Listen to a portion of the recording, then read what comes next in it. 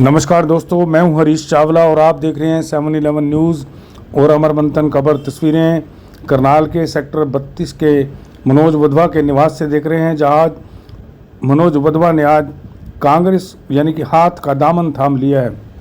करीब 24 दिन पहले मनोज वधवा ने भाजपा को बाय बाय टाटा कह दिया था, लेकिन जैसे ही उसके बाद ईडी का नोटिस दोबारा मिला, यानी कि ईडी ने एक बार फिर से जब दस्तक दी तो मनोज वधवा फिर से चुपचाप बैठ गए।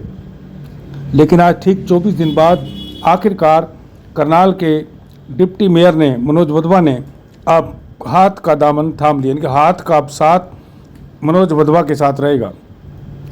करनाल में पूर्व डिप्टी मेयर मनोज वधवा ने अपने साथियों के साथ राज्यसभा सांसद दीपेंद्र सिंह हुड्डा के नेतृत्व में आज अपने सेक्टर 32 स्थित निवास पर कांग्रेस का दामन थाम लिया।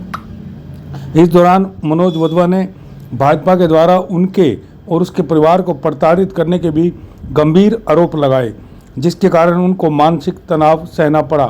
इसलिए उन्होंने भाजपा को छोड़ अब कांग्रेस पार्टी ज्वाइन की है। आपको बता दूं कि मनोज वधवा ने 2014 में INLD से पूर्व मुख्यमंत्री मनोहर लाल के खिलाफ चुनाव लड़ा था। हालांकि इस चुनाव में वो हार गए थे, लेकिन उनकी पत्नी आशा वधवा करनाल नगर निगम के चुनाव में आ डटी और मनोज वधवा नगर निगम के 5 साल तक डिप्टी मेयर रहे। हालांकि उनकी पत्नी आशा वधवा मेयर का चुनाव कुछ वोटों से, कुछ मतों से हार गई थी। इसलिए आखिरकार आज जैसा कि उनका रुख बता रहा था मनोज वधवा कि वो कहीं ना कहीं भाजपा में अपने आप को कुछ घुटन महसूस कर रहे हैं। हालांकि उनकी छटपटाहट बता रही थी कि वह कांग्रेस में शामिल होने जा रहे हैं। कुछ दिन पहले भी मनोज वधवा के दिल्ली में हुड्डा साहब के निवास पर जाने की चर्चाएं जोरों पर चली थी और आकलन लगाया जा रहा था उस समय भी कि मनोज वधवा अब कांग्रेस में फिर से शामिल हो जाएंगे। लेकिन इस बीच ईडी के छापे के दौरान वो थोड़ा सहम गए। हालांकि ईडी ने एक बार फिर उनके घर दस्तक दी, लेकिन इस बार मनोज वधवा ने ठान लिया कि वह अब भाजपा को छोड़ ही देंगे। आज राज्यसभा सांसद दीपेंद्र सिंह हुड्डा ने पत्रकारों से बातचीत में भाजपा पर सीधा निशाना साधते हुए कहा कि जब भाजपा छोड़ने के बाद मनोज वधवा के कांग्रेस ज्वाइन करने की चर्चाएं चल रही थी, तो उस समय भी भाजपा ने सरकार की एजेंसियों ने सख्ताई करने का प्रयास किया ताकि मनोज वधवा के पैर यहीं रुक जाएं। लेकिन इन परिस्थितियों के बावजूद भी मनोज वधवा नहीं झुके और आज उन्होंने कांग्रेस को ज्वाइन कर लिया। दीपेंद्र हुड्डा ने इसके लिए मनोज वधवा को बधाई दी और उन्होंने कहा कि आपने आज बड़ा दिल दिखाया है। उन्होंने कहा कि कांग्रेस परिवार लगातार हरियाणा में बढ़ता जा रहा है और हरियाणा में जल्दी ही भाजपा का खात्मा होना निश्चित है। उन्होंने कहा कि कांग्रेस में मनोज वधवा को पूरा मान सम्मान दिया जाएगा। कांग्रेस का परिवार लगातार बढ़ रहा है। पिछले 1 साल से 40 से अधिक विधायक, पूर्व विधायक, सांसद, पूर्व मंत्री, वरिष्ठ नेता कांग्रेस में शामिल हो चुके हैं। उन्होंने आज भाजपा पर तंज कसते हुए कहा कि जब भी कोई भाजपा छोड़कर दूसरी पार्टी में शामिल होता है तो प्रवर्तन निदेशालय को पीछे लगा दिया जाता है। कहीं CBI का दुरुपयोग होता है, कहीं दूसरी जांच एजेंसियों का दुरुपयोग होता है। एक सवाल के जवाब में तो दीपेंद्र हुड्डा ने यह तक कह दिया कि जो देगा भाजपा को चंदा, भाजपा दे देगी उसे धंधा, और जो नहीं देगा चंदा उसे भाजपा मारेगी, ईडी और दूसरी जांच एजेंसियों का डंडा। आप इस बात से साफ इसे अंदाज़ा लगा सकते हैं कि आज दीपेंद्र हुड्डा ने और मनोज वधवा ने आज भाजपा पर किस तरह से निशाना साधा। तो चलिए आपको ले चलते हैं सीधी खबर की ओर, जहां दीपेंद्र हुड्डा ने आज पत्रकारों से बातचीत की और इसके अलावा मनोज वधवा और कांग्रेस के वरिष्ठ नेता अशोक अरोड़ा ने पत्रकारों से बातचीत में क्या कहा, आपको यह पूरी रिपोर्ट देखनी चाहिए। इस खबर को लाइक कीजिए और कमेंट बॉक्स में जाकर अपने कमेंट्स जरूर दीजिए और लाइक करने के साथ साथ इसे शेयर कीजिए। देखिए 7/11 न्यूज़ और अमर मंथन खबर की यह करनाल से सीधी रिपोर्ट। बहुत सारे जो बीजेपी के पदाधिकारी हैं, बहुत सारे पूर्व पार्षद हैं जो कि आज ज्वाइन करने जा रहे हैं और मैं आज आपके सामने दीपेंद्र भाई साहब से एक गुहार लगाने जा रहा हूं कि ये मैं इनको संविधान की एक कॉपी देने जा रहा हूं। दीपेंद्र, जिस तरह से संविधान जिस तरह से सरकार संविधान को बदलने के लिए तत्पर हुई है, मैं दीपेंद्र भाई साहब से ये आग्रह करना चाहता हूँ, ये संविधान की कॉपी, ये संविधान हमारा यूं ही कायम रहे, इसके ऊपर कोई रद्दोबदल ना आए। इसकी जो लड़ाई कांग्रेस पार्टी के साथ मिलकर हम भी लड़ेंगे, और आप भी, मैं आपकी भी एक जिम्मेवारी बनती है कि देश का ताना बाना खराब ना हो। जो जिस तरह से संविधान है उस तरह से वो संविधान हमारे देश के ऊपर लागू रहे। ये नहीं होना चाहिए जैसे वो आज बीजेपी वाले तो ये सरेआम कह रहे हैं कि हम संविधान को बदलेंगे। जो वो नारे लगा रहे हैं वो नारे उनके पूरे तो नहीं होने हैं, लेकिन ये एक जिम्मेवारी मैं भाई साहब के हाथों में देने जा रहा हूं आप सबकी तरफ से। ये कांग्रेस परिवार के लिए, हमारे लिए एक बेहद खुशी की बात है कि जो हमारे करनाल शहर से हमारे बेहद संघर्षशील और लोकप्रिय युवा साथी मनोज वधवा जी आज कांग्रेस पार्टी में शामिल हो रहे हैं।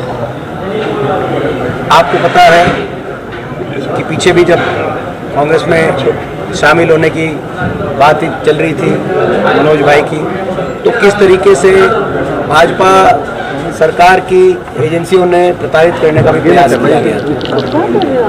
तो अब इन परिस्थितियों में जो एक फैसला लिया है हमारे भाई ने, हम उनका बहुत बहुत स्वागत करते हैं और हम उनको विश्वास दिलाते हैं कि उनका मान सम्मान उचित स्थान कांग्रेस पार्टी में उनको मिलेगा, परिवार में मिलेगा। लगातार आप देख रहे हैं कांग्रेस का परिवार पूरे प्रदेश में हमारा लगातार कांग्रेस के परिवार में विस्तार हो रहा है। आपने देखा पिछले एक वर्ष में 40 से अधिक विधायक, सांसद, पूर्व विधायक, पूर्व सांसद, पूर्व मंत्री कांग्रेस पार्टी में शामिल हुए, 40 से अधिक। वो लगातार आपने देखा 3 दिन पहले 3 विधायकों ने भाजपा सरकार समर्थन वापस लेके समर्थन कांग्रेस पार्टी को देने का काम किया। कल प्रोफेसर कैलाश सैनी जी वो शामिल हुई कांग्रेस पार्टी में रोहतक के अंदर, जो एक अपने आप में आपको पता है उनका। और आज हमारे करनाल के एक बेहद हमारे संघर्षशील लोकप्रिय चेहरा, आप जिनको भली भांति परिचित है, भाई मनोज जी, वो आज शामिल हो रहे हैं। मैं उनको बहुत बहुत उनका स्वागत करता हूं और मैं आग्रह करूंगा कि भाई मनोज भी दो आपको बात राजा पीछे कर यार आईडी अजय प्लीज यार। मनोज जी क्या कहेंगे, बीजेपी छोड़कर कांग्रेस में आए, हाँ जी, क्या कुछ कारण रहे बीजेपी छोड़ने के? देखिए अपनी मैं जिस विचारधारा को समझकर मैंने बीजेपी ज्वाइन की थी, जिन नीतियों के ऊपर जो उन्होंने नीतियों के बारे में बोला, उनको देखते हुए मैंने जो बीजेपी ज्वाइन की थी, जो सरासर ना तो उनकी उस हिसाब से जो नीतियां थी वो उनके ऊपर चले और ना ही मेरी उनके साथ विचारधारा मिली। आपने देखा पिछले दिनों बीजेपी में होते हुए किस प्रकार से मेरे को उन्होंने प्रताड़ित करने का काम किया, और विचारधारा की लड़ाई है ये।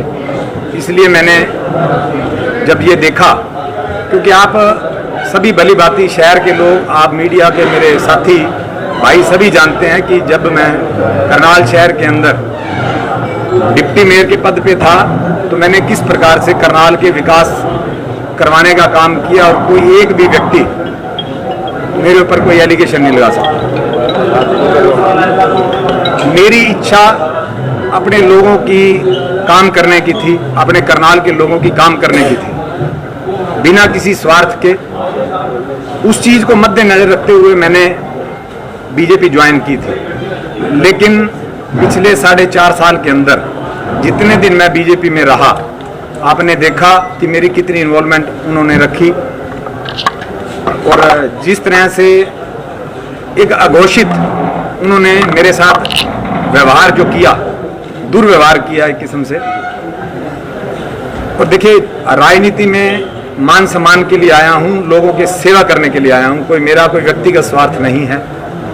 और जहां पे सम्मान ही ना हो तो मेरे हिसाब से वहां पे शायद आप भी मेरे साथी ये जरूर कहेंगे कि वहाँ रहने का कोई मतलब नहीं बना। जो वो जितना भी कर सकते हैं, जब मैं उनकी पार्टी में था तब उन्होंने कोई कसर नहीं छोड़ी।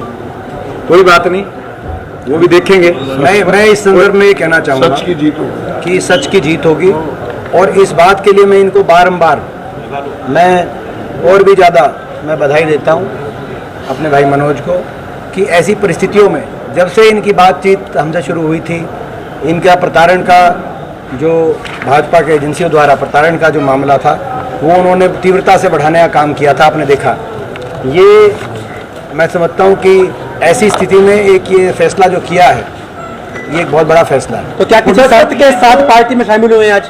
कांग्रेस पार्टी में जो हमारे सारी जो अपना आपने देखा जो सारी ज्वाइनिंग है, वो एक कांग्रेस पार्टी का जो हाईकमांड का एक हमारा एक सिद्धांत है कि सभी कांग्रेस पार्टी में कि ये तो आप देख ही रहे हैं, जो देगा बीजेपी को चंदा, बीजेपी उससे देगी धंधा। जो नहीं देगा बीजेपी को चंदा, बीजेपी मारेगी ईडी का डंडा। हरियाणा में क्या स्थिति चल रही है? लोकसभा के चुनाव चल रहा ऐसा है, ये आज सरकार अल्पमत की सरकार आ चुकी है। उन्होंने जो 48 विधायकों की लिस्ट दी थी, उनमें 2 चुनाव लड़ रहे हैं, 3 ने समर्थन वापस ले लिया है। तो ये अल्पमत की सरकार है, और ऐसे में नैतिकता ये बताती है कि मुख्यमंत्री जी को स्वयं इस्तीफा देना चाहिए और राष्ट्रपति शासन में चुनाव होना चाहिए निष्पक्षता लोकसभा का। इनसे मिले ही नहीं राज्यपाल महोदय, और उपराज्यपाल महोदय का ये बयान आ रहा है, उपराज्यपाल उप स्पीकर का, डिप्टी स्पीकर का ये बयान आ रहा है कि 6 महीने तक नहीं ला सकते अविश्वास प्रस्ताव। ये तो एक तकनीकी एक कारण बता रहे हैं जो कि सही नहीं है। तो ये तो मैं समझता हूँ कि तकनीकी कारण बताकर सच छुपाने की कोशिश कर रहे हैं संविधान में। लेकिन मैं कहना चाहता हूँ 4 तारीख के अब गिनती के बाद, उसके बाद क्या होगा, उसके बाद क्या होगा, कितने विधायक किस पाले में हैं, उसके बाद अभी तो चुनाव का समर है, आखिरी हफ्ता है। तो ये इस तरह की परिस्थितियाँ करके इसको लटका रहे हैं। ये सही है कि प्रदेश सरकार अल्पमत में है। हम मांग करते हैं कि प्रदेश सरकार इस्तीफा हो। पहले दिन से मैंने एक चीज़ कही है, आज उसको रिपीट करना चाहता हूँ कि लोगों की नाराज़गी है, हर वर्ग की नाराज़गी है। उस बात को हम समझ सकते हैं, क्योंकि इस सरकार ने हर वर्ग की अनदेखी करी है और हर वर्ग के साथ क्रूर व्यवहार किया है। लेकिन अपनी नाराज़गी प्रकट करने का सही रास्ता, सही तरीका मतदान के दिन वोट की चोट से होता है, वही प्रयोग में करें सभी लोग। हम ये सब लोगों से ये आग्रह करना चाहते हैं, हरियाणा प्रदेश की जनता से आग्रह करना चाहते हैं। और अगर रोकना है तो किसी गांव शहर में किसी भाजपा वाले को ना रोका जाए। अगर रोकना है तो इनको लोकसभा और विधानसभा में पहुंचने से रोका जाए। ये हम सभी इन दिनों के अंदर मैं उनको कांग्रेस पार्टी के अंदर ज्वाइन करवाएंगे और अपने कांग्रेस के परिवार को बढ़ाने का काम हम करेंगे। और उनकी वाइफ और एमसी भी शामिल हुए।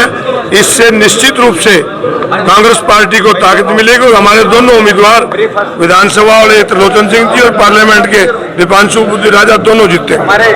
हरियाणा एक ऐसी स्टेट है जहां आप खुद देख रहे हैं, मौजूदा विधायक और मौजूदा सांसद मौजूदा सांसद भाजपा के और मौजूदा विधायक जिन्होंने समर्थन दे रखा था। देश में शायद एक ऐसी स्टेट है जो वो छोड़ के कांग्रेस की तरफ आ रहे हैं। ये एक उदाहरण मैं समझता हूँ देश में आपको हरियाणा में देखने को मिल रहा है। आप फ्लोर टेस्ट गवर्नर को कराना चाहिए। जो ये कहते हैं ना कि फ्लोर टेस्ट 6 महीने नहीं हो सकता, ये कहीं भी ऐसा नहीं है। परिस्थितियां होती हैं, अगर परिस्थितियां में नंबर्स एमएलए ने लिख के दे दिया, 45 एमएलए का जो समर्थन इनके साथ नहीं है, 43 का है, तो गवर्नर साहब को तुरंत फ्लोर टेस्ट कराना चाहिए। फ्लोर टेस्ट पे क्या होगा क्या नहीं होगा ये पहले कौन होते हैं बताने वाले। पहले आज के दिन जो 10 एमएलए कहते हैं हमारे साथ है, इसके साथ है, बताएं किन के साथ है।